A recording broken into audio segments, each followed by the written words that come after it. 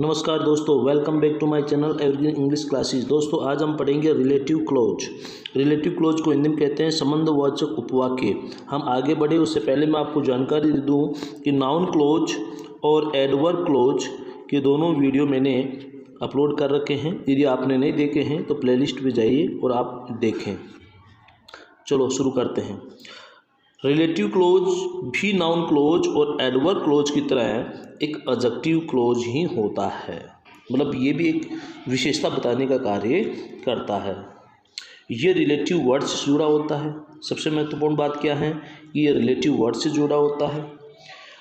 Relative close तीन प्रकार के होते हैं। फर्स्ट है एडनोमिनल रिलेटिव क्लोज, जो किसी सब्जेक्ट या ऑब्जेक्ट की विशेषता बताते हुए प्रयोग किया जाता है। नंबर सेकेंड सेंटेंशनल रिलेटिव क्लोज, जो किसी कंप्लीट सेंटेंस की विशेषता बताने के लिए प्रयोग किया जाता है। और थर्ड नंबर पे आता है nominal relative close. Nominal relative close किसी नाउन के लिए या नाउन्स को आइडेंटिफाई करने या उसकी विशेषता बताने के लिए प्रयोग किया जाता है। रिलेटिव क्लोज को जोड़ने के लिए प्रयुक्त वर्ड्स। रिलेटिव क्लोज को कुछ शब्द हैं, उन शब्दों से हम जोड़ते हैं। व्यक्तियों के लिए और थिंग्स या फिर एनिमल्स के लिए अलग अलग वर्ड का प्रयोग किया जाता है। सब्जेक्ट के तौर पर यदि हम बात करें तो हमारे पास शब्द आता है होम, किसके लिए? पीपल्स के लिए, लोगों के लिए, व्यक्तियों के लिए। और यहीं यदि सब्जेक्ट के तौर पर यदि वस्तुओं के लिए या फिर जानवरों के लिए प्रयोग करें तो विच का प्रयोग होता है। ऑब्जेक्ट की बात करें तो इंसानों के लिए यानी व्यक्तियों के लिए होम का प्रयोग होता है, और यहाँ थिंग्स के लिए डेट का प्रयोग होता है। ये तो बात साधारण सी है। कई बार परिस्थिति ऐसी होती है कि प्रीपोजिशन दिया होता है तो प्रीपोजिशन प्लस होम का प्रयोग होता है, या फिर होम प्लस अदर वर्ड्स और लास्ट में प्रीपोजिशन आता है। ऐसे ही थिंग्स की बात आती है तो विच प्रीपोजिशन प्लस विच का प्रयोग होता है, या फिर विच और फिर अदर वर्ड और फिर प्रीपोजिशन का प्रयोग होता है। पॉजेसिव केस को शो करने के लिए हुज का प्रयोग किया जाता है इंसानों के लिए। ऑफ विच का प्रयोग जानवरों या वस्तुओं के लिए किया जाता है। हुज का प्रयोग भी जानवरों या वस्तुओं के लिए किया जाता है। Number 1 the adnominal relative clause. ये दो प्रकार का होता है। तो पहले तो इसको समझ लेते हैं कि ये कौन कौन सा होता है, किस प्रकार का होता है। पहला है डिफाइनिंग, इसको कहते हैं रेस्ट्रिक्टिव रिलेटिव क्लोज, परिभाषित या फिर सीमित संबंधवाचक उपवाक्य, यानी जो डिफाइन करता हो या रेस्ट्रिक्टिव करता हो। दूसरा है नॉन डिफाइनिंग, जो डिफाइनिंग नहीं करता हो, नॉन रेस्ट्रिक्टिव या जो सीमित नहीं करता हो, ऐसा रिलेटिव क्लोज। ऐसे इसके दो नाम हैं, वन बाय वन पढ़ते हैं। डिफाइनिंग या रेस्ट्रिक्टिव रिलेटिव क्लोज, ये क्लोज अपने से पूर्व आए नाउन को परिभाषित या सीमित करता है। महत्वपूर्ण बात क्या है कि डिफाइनिंग रिलेटिव क्लोज की जब बात करते हैं तो ये अपने से पूर्व आए नाउन को परिभाषित करता है, डिफाइन करता है, या फिर उसको रेस्ट्रिक्टेड करता है। इससे ये पता चलता है कि समान वर्ग के अन्य भी हैं, लेकिन हमें सूचना केवल परिचर्चित नाउन की ही मिलती है। डिफाइनिंग क्लोज किसी नाउन या प्रोनाउन को खास अर्थ प्रदान कर देता है, मतलब उसको खास अर्थ देता है, उसकी जानकारी हमें देता है। एक एग्जाम्पल से समझते हैं। The boy who met you yesterday is arriving here. The boy who met you yesterday is arriving here. तो दिए गए सेंटेंस में ये पता चलता है कि कौन लड़का आ रहा है। कहने का मतलब क्या हुआ कि द बॉय वह लड़का जो तुमसे कल मिला था। तो कौन लड़का आ रहा है? जो लड़का कल तुमसे मिला था वह आ रहा है। तो नोट डिफाइनिंग रिलेटिव क्लोज की अगर जब बात करते हैं तो उससे पहले कभी भी कोमा का प्रयोग नहीं किया जाता, यानी डिफाइनिंग रिलेटिव क्लोज में इससे पहले कोमा का प्रयोग नहीं करते। नंबर 2 नॉन डिफाइनिंग या नॉन रेस्ट्रिक्टिव रिलेटिव क्लोज, ये अपने से पूर्व आए नाउन या प्रोनाउन के बारे में कुछ और सूचना देता है, यानी कि उस नाउन या प्रोनाउन की खास पहचान स्थापित करने के साथ ही उसके बारे में अतिरिक्त जानकारी देता है। इसके साथ हमेशा कोमा लगाया जाता है। इसमें यह भी निहित होता है कि सभी वहाँ हैं और सभी कार्य में रुचि रखते हैं। चलिए एग्जाम्पल से समझ लेते हैं। इसके लिए एग्जाम्पल हैं my sister, whom you met yesterday यानी मेरी बहन जिसे कि कल तुम मिले इज़ ए डॉक्टर, वो एक डॉक्टर हैं। तो देखो इससे पता चलता है कि वक्ता के बहन तो और भी हैं, मतलब इसके और भी बहन हैं, लेकिन वह उस बहन की बात कर रहा है जिससे आप कल मिले थे और वह एक डॉक्टर है। तो कोमा लगाने का ये फ़र्क आ जाता है। जिस सेंटेंस के रिलेटिव क्लोज से पहले यदि कोमा लगा हुआ है तो वो नॉन डिफाइनिंग रिलेटिव क्लोज कहलाता है, और जिसमें नहीं लगा होता वो डिफाइनिंग रिलेटिव क्लोज होता है। तो इसकी कहानी केवल इतनी सी है कि आपको कोमा का प्रयोग करना है या नहीं करना है। यदि आपको एग्ज़ाम में पूछा जाता है तो आपको लिखा हुआ मिलेगा कि नॉन डिफाइनिंग में बनाना है या डिफाइनिंग में बनाना है। यदि लिखा हुआ है तो करना है, नहीं लिखा हुआ तो आपको डायरेक्ट डिफाइनिंग रिलेटिव क्लोज में ही प्रयोग करना है। रेस्ट्रिक्टिव या डिफाइनिंग रिलेटिव क्लोज व्यक्तियों के लिए। अब देखिए व्यक्तियों के लिए जैसे हूँ या फिर दैट का सब्जेक्ट के बाद प्रयोग कैसे होता है। एग्जाम्पल से समझते हैं। The boy is my friend, वह लड़का मेरा मित्र है, यानी लड़का मेरा मित्र है। ही ब्रोक द चेयर, उसने कुर्सी तोड़ दी। तो कुर्सी किसने तोड़ा? लड़के ने तोड़ी।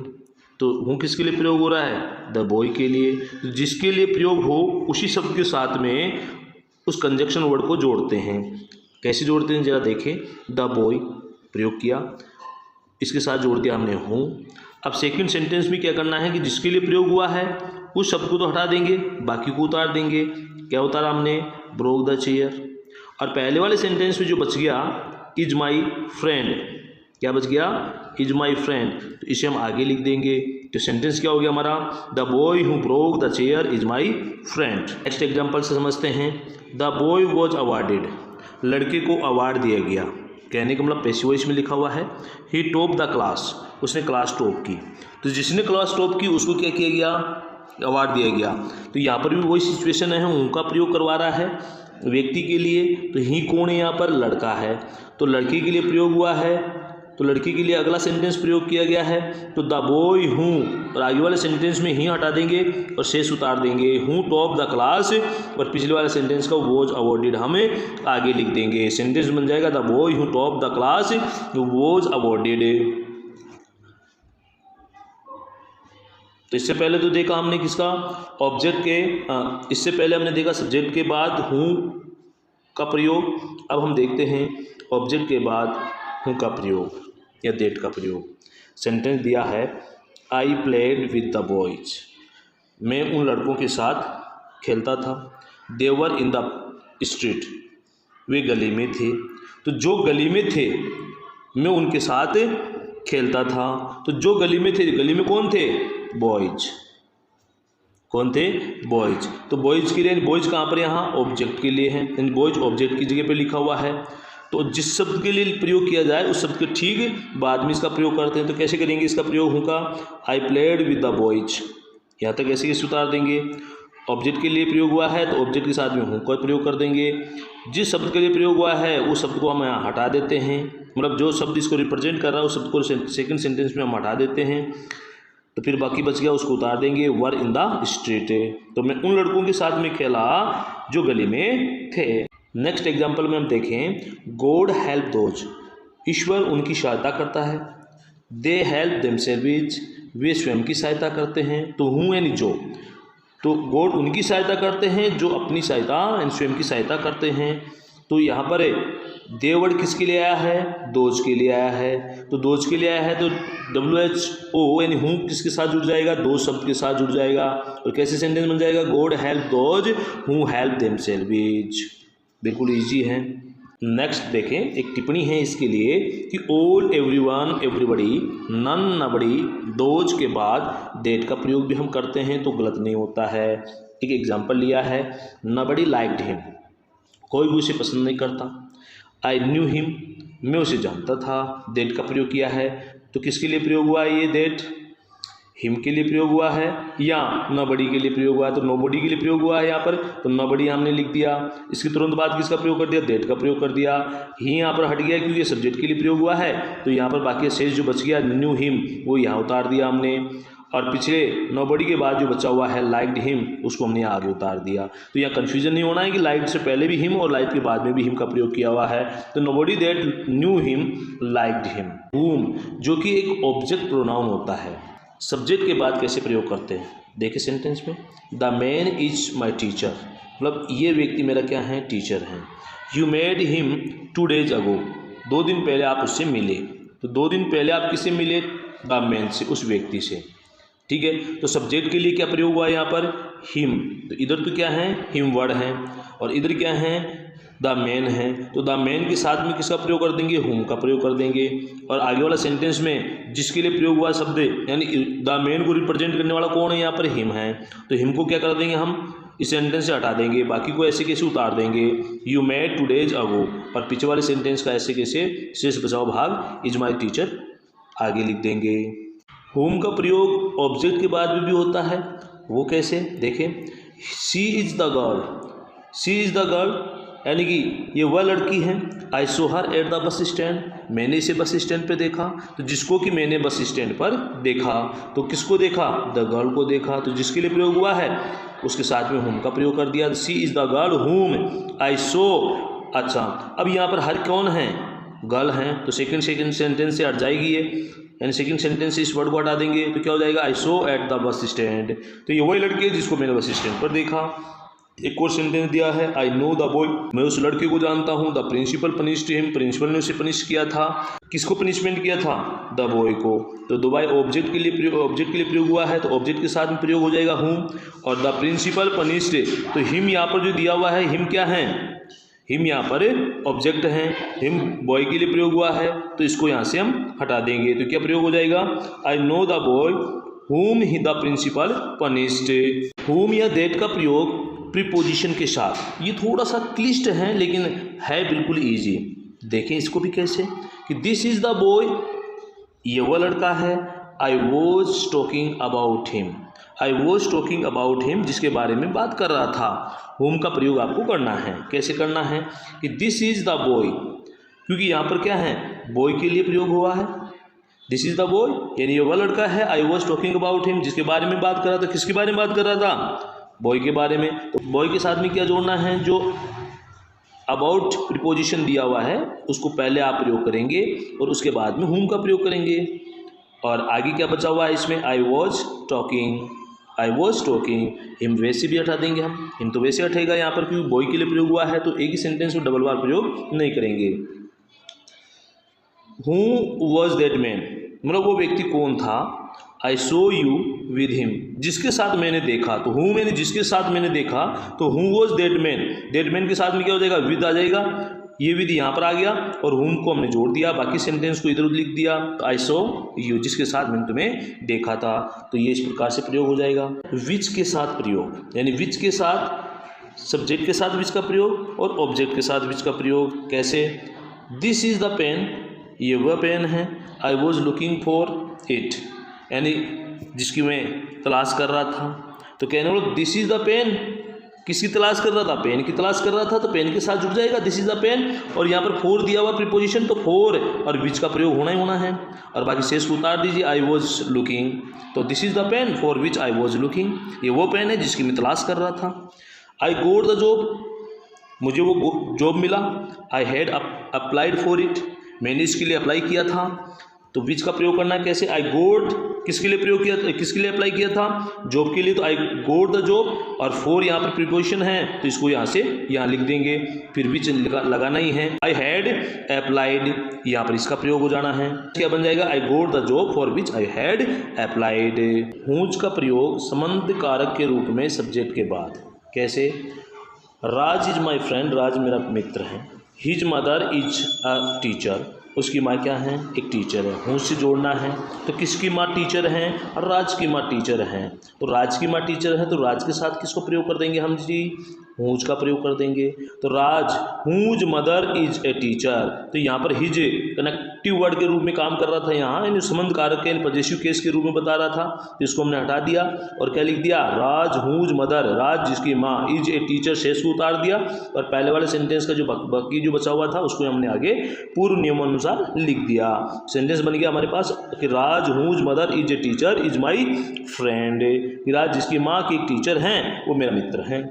ऑब्जेक्ट के बाद, यानी ऑब्जेक्ट के बाद हुज का प्रयोग, ऑब्जेक्ट के बाद हुज का प्रयोग कैसे करेंगे, देखिए, आई नो मोहन, मैं मोहन को जानता हूँ, his brother is a thief, उसका भाई एक चोर है, मतलब उसका भाई चोर है। तो हूज, तो किसका भाई चोर है? मोहन का भाई चोर है। तो मोहन का भाई चोर है तो मोहन के साथ में किसका प्रयोग कर देंगे? हूज का प्रयोग कर देंगे।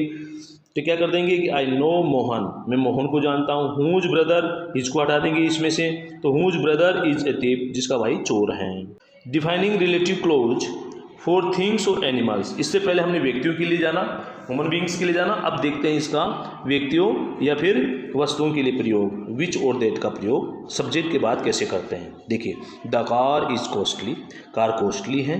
इट इज मॉडर्न, ये मॉडर्न है। तो मॉडर्न क्या है? कार है। मॉडर्न क्या है? कार है। तो किसके साथ प्रयोग कर देंगे? कार के साथ विच का प्रयोग किया। आगे के सेंटेंस में रिप्रेजेंट कौन कर रहा है इसको? कार को, इट, इसको हटा देंगे। तो the car which is modern, और आगे बचा हुआ सेंटेंस आगे लिख देंगे इज कॉस्टली। सेकेंड एग्जाम्पल दिया है, all the mangoes are eaten by kids, सभी आम बच्चों के द्वारा खाए जाते हैं। दे फॉल, वे गिर जाते हैं। तो क्या गिर जाते हैं? मैंगोज गिर जाते हैं। तो मैंगोज के बाद में प्रयोग करेंगे कैसे? All the mangoes that fall, all the mangoes that, that का प्रयोग दैट से कनेक्ट करवा रहे हैं तो दैट। और सेकंड सेंटेंस में मैंगोज के लिए क्या प्रयोग हुआ है? दे। तो क्या हो जाएगा? बाकी बचा हुआ है फॉल, यहाँ आ जाएगा। पहले सेंटेंस में बचा हुआ क्या है? आर ईटन बाई किड्स, इसको आगे हम लिख देंगे आर ईटन बाई किड्स। बिल्कुल ईजी है। ऑब्जेक्ट के बाद कैसे प्रयोग करते हैं देखें। Mohan had a dream, Mohan का एक सपना था। इट केम ट्रू, ये साकार हो गया। तो साकार क्या हो गया? उसका ड्रीम।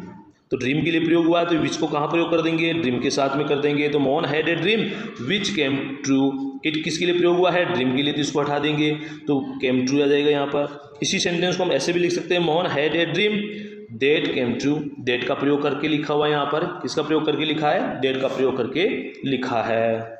ऑब्जेक्ट के बाद, तो ऑब्जेक्ट के बाद हुज का प्रयोग कैसे करते हैं? आई हैव ए पेन, मेरे पास एक पेन है। इट्स ग्रिप इज गुड, इसकी ग्रिप अच्छी है। तो किसकी ग्रिप? पेन की ग्रिप। तो कैसे प्रयोग करेंगे इसमें? I have a pen whose grip is good, मतलब जिसकी ग्रिप अच्छी है। तो ये तो था डिफाइनिंग रिलेटिव क्लोज। क्या था? डिफाइनिंग रिलेटिव क्लोज की बात थी।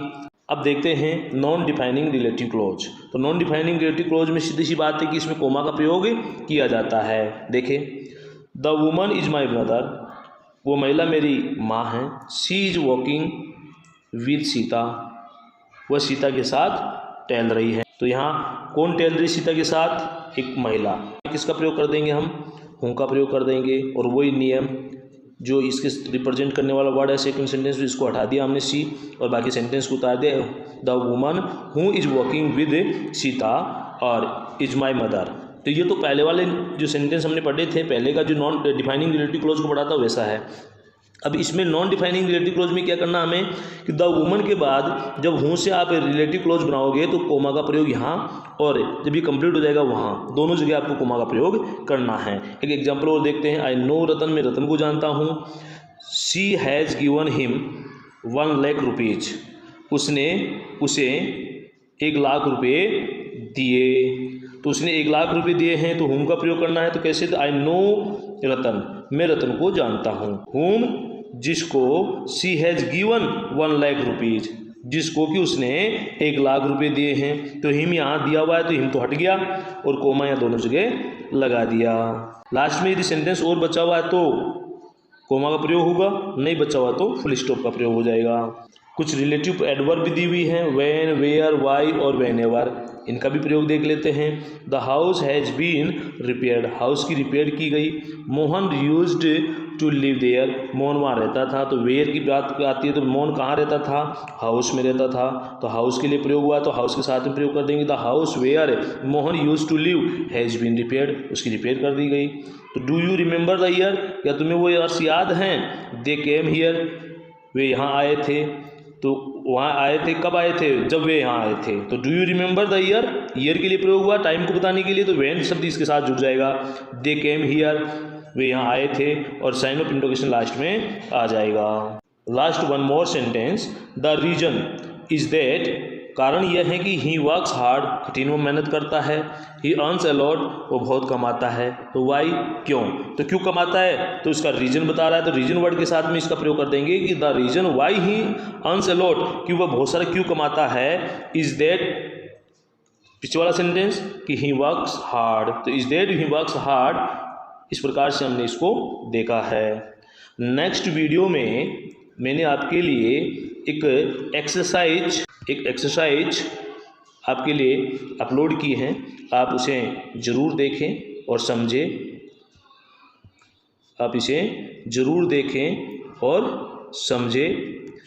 उसके देखने के बाद आपको और पढ़ने की ज़रूरत नहीं पड़ेगी। Thanks for watching.